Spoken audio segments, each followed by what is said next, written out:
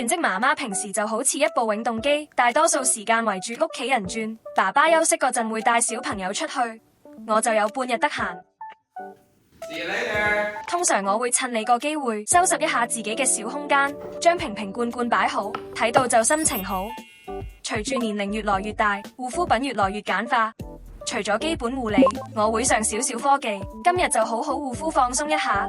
我習慣揾個中意嘅劇當背景音，最近睇緊《許我耀眼有毛姐妹》刷緊。平時用的比較多係 daily 模式，3分鐘就可以搞定全面。好似平時去家長會或者陪 Coco 走秀、參加活動，化妝前都會用你個模式打一下，皮膚狀態會好好多，上妝都會服帖好多。daily 模式之後，我都會用 M1 抗老模式。之前我去線下做過皮膚檢測，總體來講膚質都算唔錯，但係我塊面比較肉，下巴短掛唔住肉，口角囊袋都好明顯。而且隨着年齡越來越大，就比較注重抗老，特別係下顎線理一塊，理塊主要係負責促進代謝抗老。M1 模式我都係用高檔位，有少少熱，但係完全可以接受。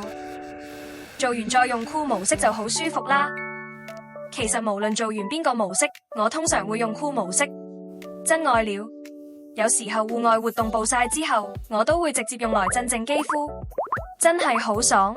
面部搞掂晒，而家來用 daily 模式打一下身體。常年生活喺新加坡，自然唔係好在意保持白皮膚，我反而更中意健康嘅黝黑膚色。但係腋下黑色素沉澱睇住唔係好舒服，所以都會定期護理一下，一般用7分鐘左右。聽住劇做護理都唔會好無聊。佢仲有 M2 模式，負責細膩毛孔；M3 就比較適合敏感肌。M4 係能量比較高，可以美白祛斑，功能好全面，效果都好好。畢竟係持證上崗嘅美容儀，你部美容儀係火車爸爸從香港亞盟官網買返嚟送我嘅結婚紀念禮物，但係點解我感覺佢有私心？